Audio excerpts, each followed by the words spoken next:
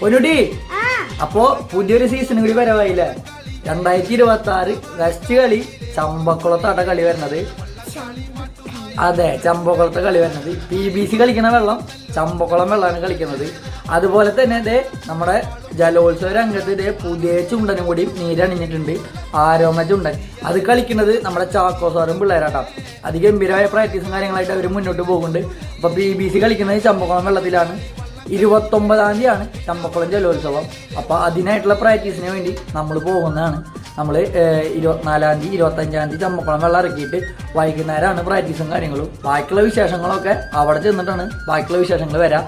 അപ്പോൾ ഇതൊരു തുടക്കമായിട്ട് കരുതാം. അപ്പോൾ അടുത്ത കിടിലം വെള്ളംകളി വീഡിയോ ആയിട്ട് വരുന്നതായിരിക്കും. അടുത്ത വീഡിയോയ്ക്ക് മുന്നേ ബൈ ബൈ.